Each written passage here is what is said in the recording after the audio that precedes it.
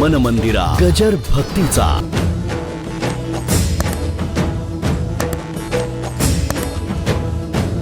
काहीतरी नवऱ्याला वाटतं बायकोची मस्करी करावी, वाटू द्या तुम्हाला, म्हणजे संसार सुखाचा होईल. अगदीच नवरेपणाने राहू नका. थोडंसं जरा खेळीमेळीचं वातावरण असलं बरं असतं, आनंद असतो संसारामध्ये. बायकोची 1000 रुपयाची नोट होती बरं का, त्याने ती उचलली आणि तिच्या ज्या साड्या होत्या त्याच्या पोटातच ठेवून दिली.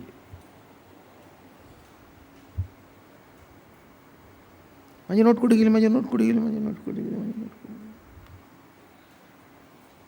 इकडे शोधते, तिकडे शोधते, तिकडे शोधते, तिकडे शोधते. हा निवांत बसलेला आहे आज पेपरमध्ये, फक्त अधूनमधून बघतोय तिथे. मग तिने वर खाली केलं तरी तिला सापडली नाही. असं करतो. आता तिची नोट तिला दिसली नाही, पण याला दिसली नाही का? माझं बोलणं कळलं का? हा जागचा न हालता बरोबर बघत होता. हां, मग तास 2 तास झाले, अशी वैतागली. 1000 रुपये गेले, 1000 रुपये गेले, 1000 रुपये गेले. काय साधी गोष्ट आहे का?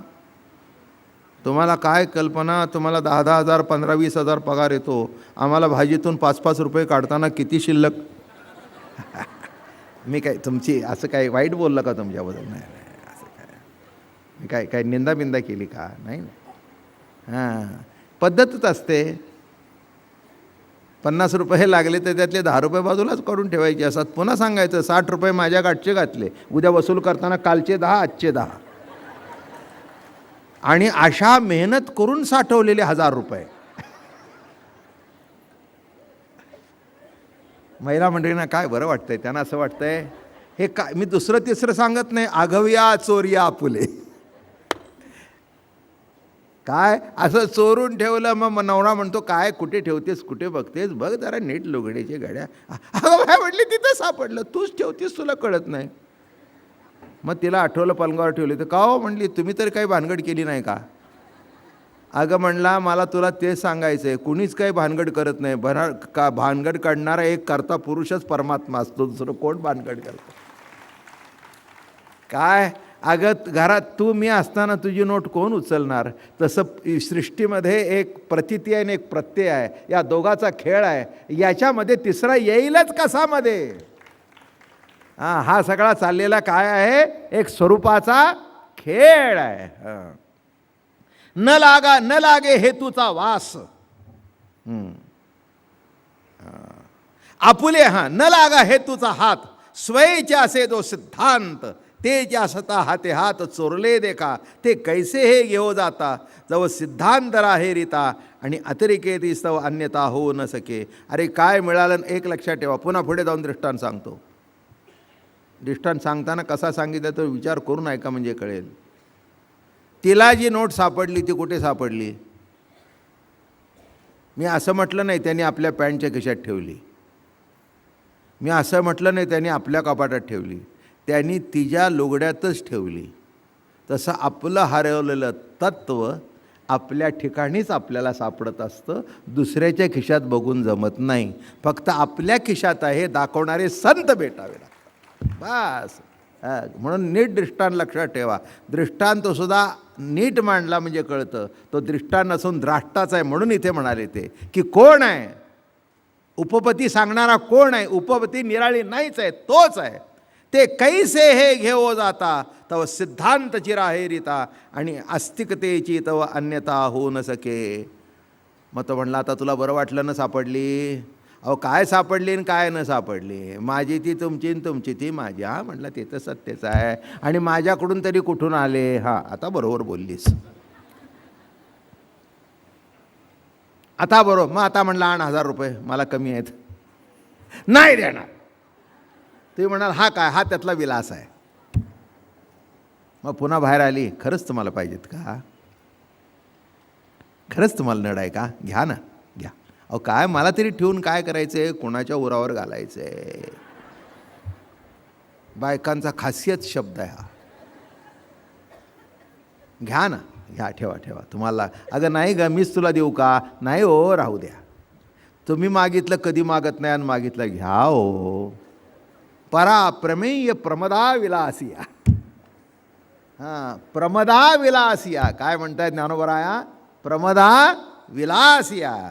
म्हणून चोरोनीचा आहे ते येणे अभिप्राय, परंतु अभाव असे नये नसोनी असे, तेची असोनिया नसती कैसे पासे रीते. पुढे या उपपती बोलली असे. न लविता उसू तो जैसेनी असे रसू, तेथीचा मिष्ठांसी तोची जाणे. आता एक ओवी, थोडक्यात सगळं एकच आहे.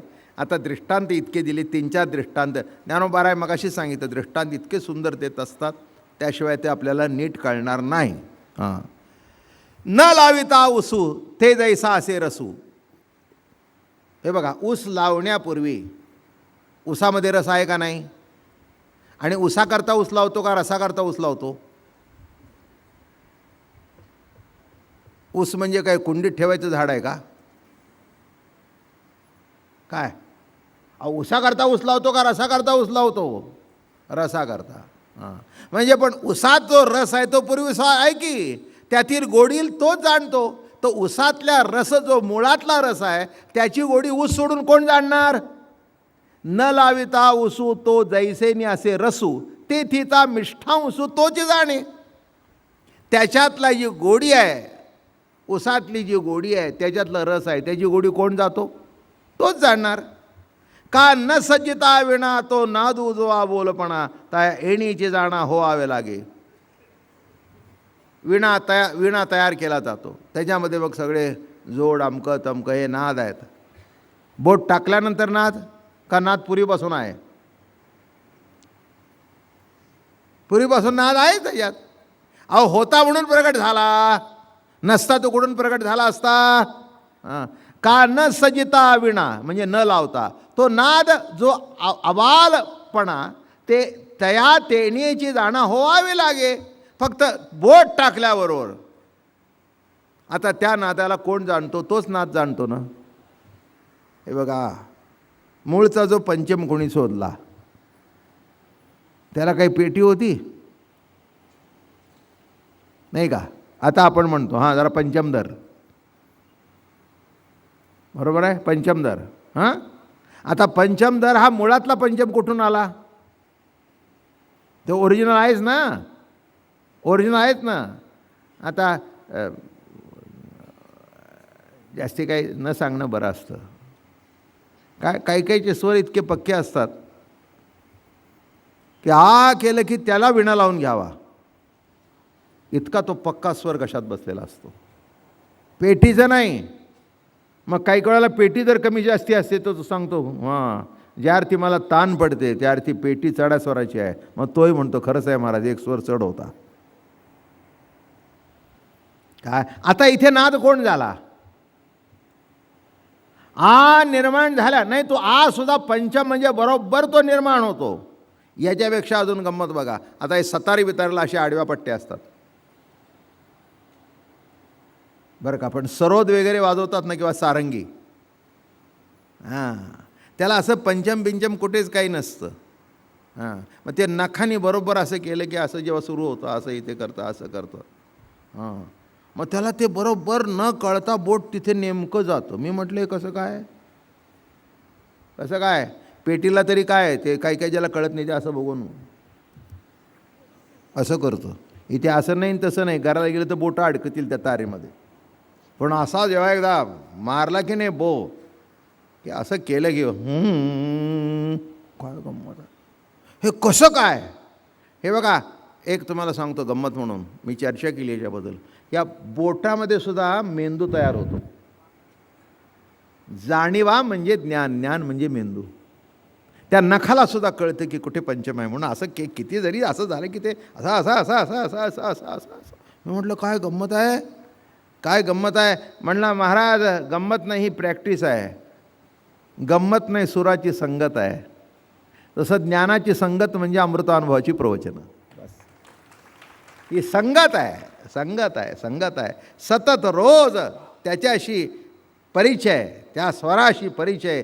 हे बघा, ओवी एक सांगू, तुम्ही ओवीला ओळखलं पाहिजे आणि कालांतराने अभ्यासाने ओवीने तुम्हाला ओळखलं पाहिजे. परमार्थ एवढ्या करताच करायचा की आपली नजर अशी ठेवावी की त्या नजर डोळे उघडल्यावर परमात्म्याचं दर्शन व्हावं, परमात्म्याची प्रेम प्रतिती व्हावी, असं चोख चोख शुद्ध दर्शन. म्हणून हे बघा, तो का दिसत नाही हे तुमच्या डोळ्यावर पढळ येतं, अहंकाराचं, विकाराचं, द्वेषाचं, मत्सराचं. हे पढळ आल्यानंतर समोरचा देव दिसत नाही. करणार काय? ज्याची डोळेच नव्हते त्याला 100 आणि ज्याला डोळे होते त्याला 5 आणि त्यातला गीता ऐकणारा फक्त एकच अर्जुन. करता काय? करता काय? हे जगत असंच आहे. हाही त्याचा, तुम्ही म्हणाल हे काय? हा त्याचा विलास आहे, हाही त्याचा एक विलासच आहे. असो, स्वरूपी जे आपुले ते उपपतीने सिद्ध केले, तरी उपपतीसी प्रकाशिले कवणे आहे. स्वरूप जे आपुले कोणत्या तरी उपपतीने म्हणजे दृष्टांताने ते सिद्ध केले, असं जर झालं तरी उपपती म्हणजे दृष्टांताला कोणी प्रकाशित केलं? दृष्टांतामुळे द्राष्टा कळला हे जरी सत्य आहे, तरी त्या दृष्टांताला कुणी प्रकाशित केलं? बाबा महाराज अमृतानुभव सांगतायत, सिद्धांत वजा बोलतायत, पण ते दृष्टांत कोणी सुचवला?